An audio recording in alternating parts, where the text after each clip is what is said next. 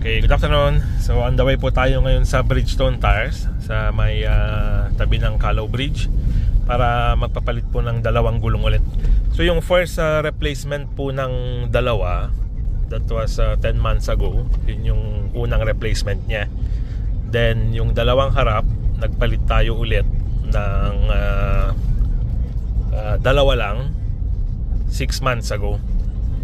So ngayon po papalitan natin ulit yung dalawa naman na galing sa harap before na nilagay sa likod.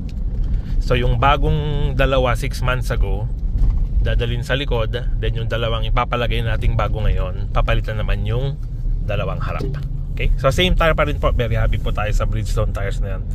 I-video ko po ulit mamaya pag nagpalit tayo. Okay. Salamat po. Good afternoon po ulit. Nandito na po tayo sa Bridgestone Tires. So ang mangyayari po, yung dalawang likod, which is ito po yung reserva ang ginamit. Kasi yung isa po pala, tinatanggal na yung gulong, hindi na po siya usable. Pakita ko mamaya. And then ito po, medyo may mga tama na rin. So parang hindi na siya safe na gamitin. So ang ginagawa na lang po namin sa ganito, pag talagang kailangan, pang emergency lang po, pag na talagang wala pong mabilan ng gulong, saka namin siya ipinapasok. Pero hindi na po siya pang long travel, doon na lang po siya sa side. So ganun po ang ginagawa namin. So hindi muna namin to tinatapon unless meron na kaming readily available na pamalit. Okay. So ang sukat po pala ulit nito,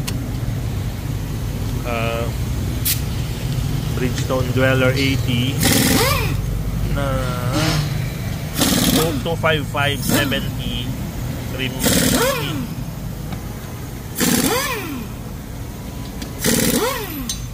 Okay, 16 po siya. And then ito na po yung isang galing sa likod. So ito po, hindi na siya pwedeng gawing reserva kasi mas malalaki po yung damages niya. Pero kung talagang worst comes to worst po, at least pang side lang, walang magamit na gulong due to blown tires, then saka po lang siya nilalagay. Emergency case. So ito po yung rim, steel rim. And then ito po yung papalit natin na bago. Dalawa po ang, yung isang Ranger po natin 4. So pagdating po galing Manila, yun po yung papapalitan natin.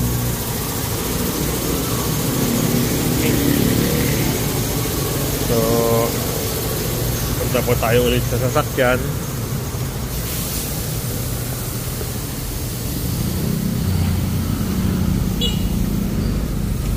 Tulad po ng lagi natin ginagawa, mag-inspect na po tayo para sayang po yung chance na ma-inspect natin tong pangilalim.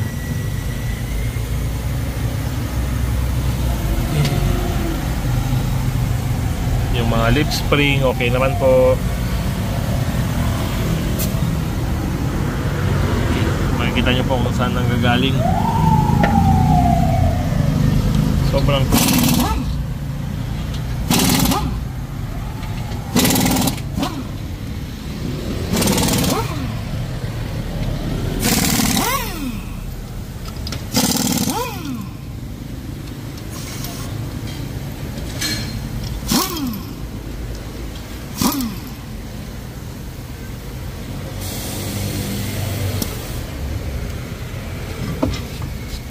okay.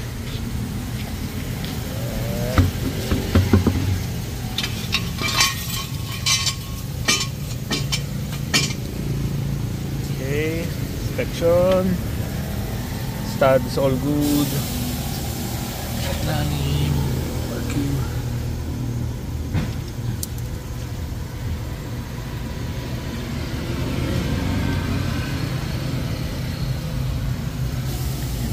Muli. Okay, sir. Clear. Okay. Yan. Okay. Binaba po ni sir sa dalawang jack para makuha din po natin yung harapan. Okay. So all clear naman po sa visual inspection.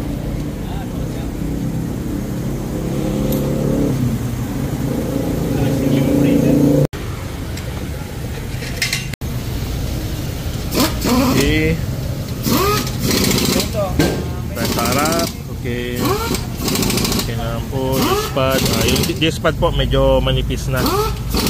So kaya yung disc pad medyo manipis na. So pwede na natin ipagawa sa kwento, sa High Pro. Pag ganito po mga disc pad, sa kwan na po kami nagpapapalit sa third party. Medyo may kamahalan po pag sa Ford mismo.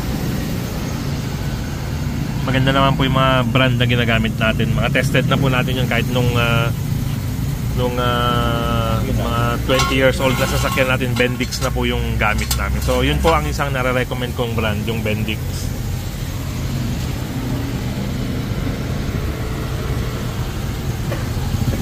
Pero pag binaklas po ito, kasi first time po na mapapalitan ito, pag nabaklas, i-check po natin kung ano yung brand. Kasi maganda po ang ginagamit ng Ford na dispatch. Okay, ano natin itong mga linkages po pag okay movement.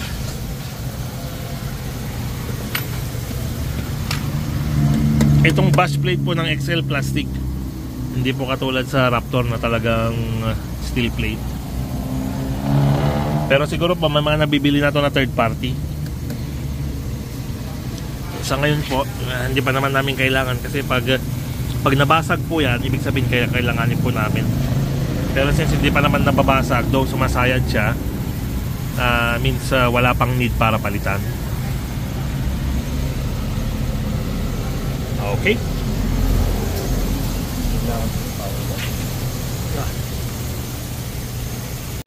Itong ganitong mga cables naman po, inspect natin, baka may nangat-ngat or naputol, sumabit. And then pag ganito po na moving, titignan po natin lagi yung sinasayaran.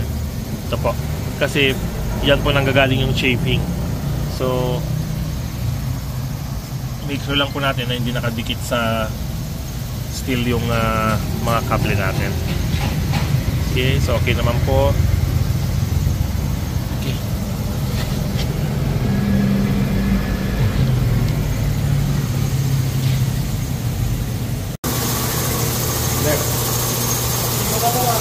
Okay, ito po yung ating replacement tire. Sa pagpalit po ng gulong, nasukatan natin pito, Manong? Answer. Hantay sukatan eh? Pito ka no? Pito, hantay sukatan?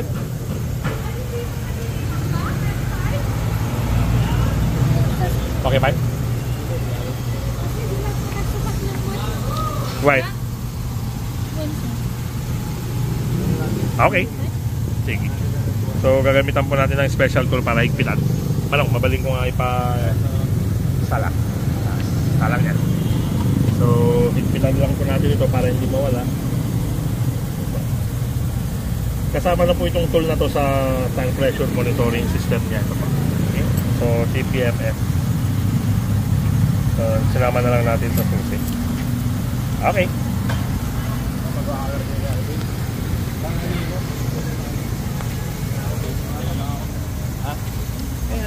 Tanong mo na lang kasi sa bahay na kayo na tayo pa.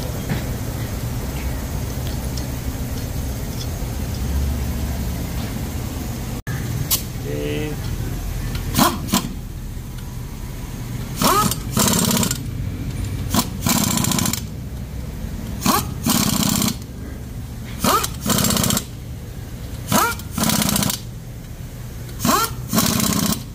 Okay.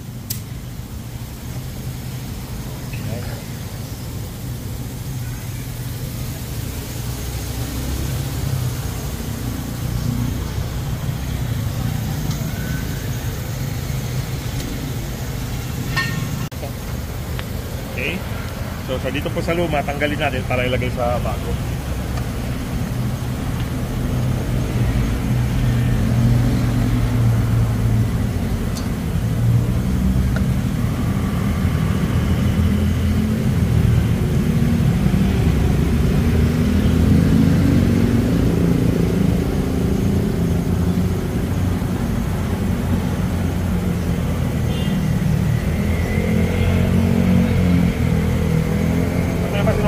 na sir. Attention ka lang dito na. Bago naman pa isa.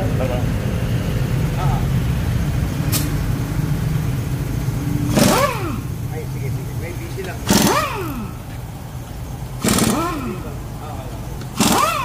So front right.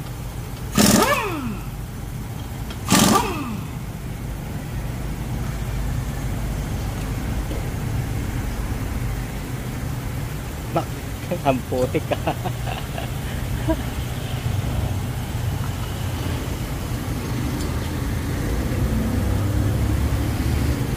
Okay. Good. Okay. So I think meron po siyang front right na nakalagay. Tapos sa kabila po front left. Okay, then inspection. Manipis na sir ha. When sir, so palitin na rin yung panito, this pad. Okay, so yun po. And then inspection. Kable, so kailangan malilipa pa under wash po ito.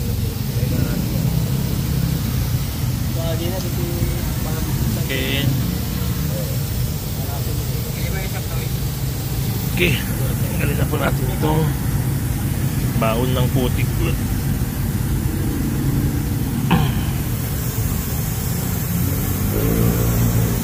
Okay, clear.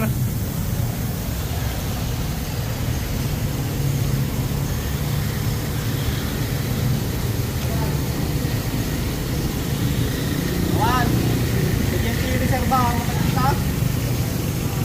Awan, di ba isang tayo? Awan, di ka, hindi ko. Awan, kapakan mo.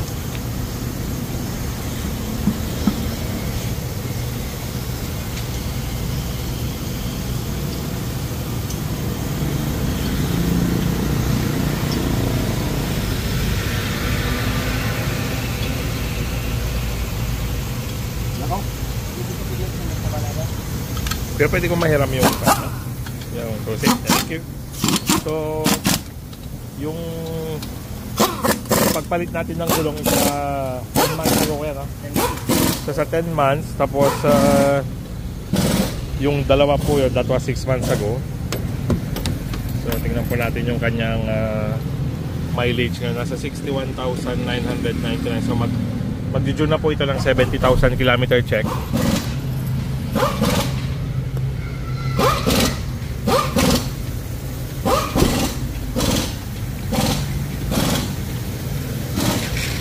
And so far very happy po tayo rito sa Bridgestone Dweller 80 na to. Talagang medyo mahirap lang po talaga yung location ng trabaho nila, kaya yung pinaka first na replacement namin tumagal ng 10 months, and then ngayon po after, so lumalabas po itong pagpalit natin 12 months po, kasi 10 months yung unang palit, then yung nasa likod noon nagpalit kami ng after, that was 6 months ago.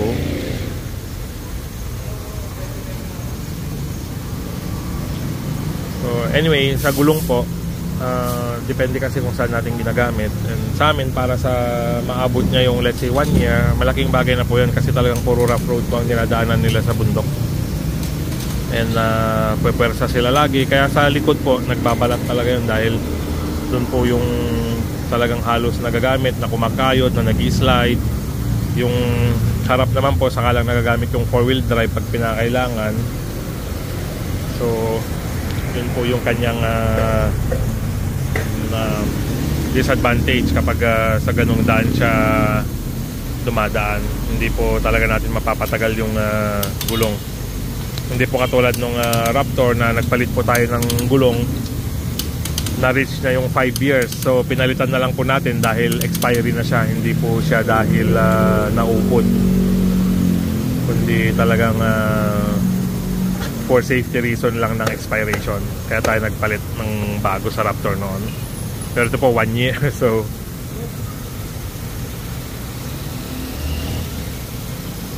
okay, dalawang bagong Desert Dweller. Okay,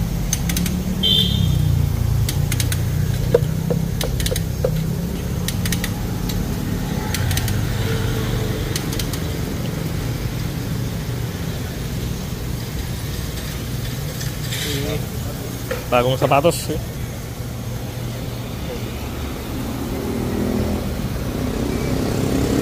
Kalog natin eh.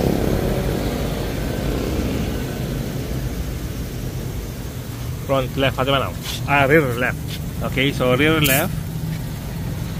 Then igpitan na lang. Then punta tayo sa rear right.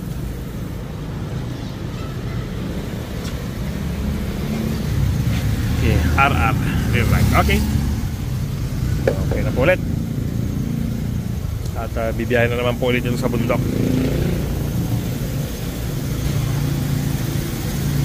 Salamat po. Ganda lang po natin itong dalawa para sa isang Ranger. At dito po sa number 1 natin, isa lang po ang kailangan natin. Then puntahan na po natin si Ma'am Maggie para alamin kung magkano ang ating extra charges. Yung gulong, pre-installation. wow! So meron po tayong offer from special offer pa. So sa mga gusto pong magpapalit ng ganyang gulong, dito lang po kay Ma'am Maggie. Dito sa may malapit sa Calao Bridge. So hanapin lang po natin si Ma'am Maggie na super nice ang services. Po kayo dito, mga Yes. sama. Opo. So ito po ang special price natin. Pakisabi lang po si Imred. So 8.9. Dati so na ma'am nga ano? Ano yan, SRP? sir? 9.1. 9.1. So special. Then hindi na po Pero yung regular niyan, sir, naka-promo lang kami ngayon. okay. Nasa 10 plus. 10 plus. So habang hindi pa bumabalik sa regular price, 10 plus po pala yan. So 8.9 na lang ngayon. Then free service pa po. Pero syempre po, nasa inyo na kung gusto yung mag-iwan ng pang coke saka donut para kina ma'am. Okay? So thank you po. Thank you, Ma'am Maggie. So ito na po yung ibabalik na yung kanyang wrench. Pang nilagay na po yung ating reserva ulit. Okay? So back to original po siyang reserva. So siguro po ito tatagal pa ng mga 6 months. Then magpapalit po tayo ulit. So pagdating po nung isa, yung number 2 galing Manila, 4 po ang papalitan doon. Hindi pa to ay so Kaya swerte na. Sabi ko pag makatagal ng 1 year. Nakabot nga siya ka. May vulcanized na dyan. So yun po, sabi ni Sir, tama, na pinalitan siya na walang vulcanized. So ganun po kaganda tong desert, dweller ng Bridgestone. Okay, so sa mga gusto po at nagbabalak na magpapalit, dito lang po tayo sa Bridgestone Tires kay Balzane Auto Parts. Ito po yung space nila. And then malapit lang po ito sa Calao Bridge kung nakikita nyo po. Yun po ang ating marker. Papunta po ito ng Robinson, Santiago City, Mabini area. Okay, salamat po.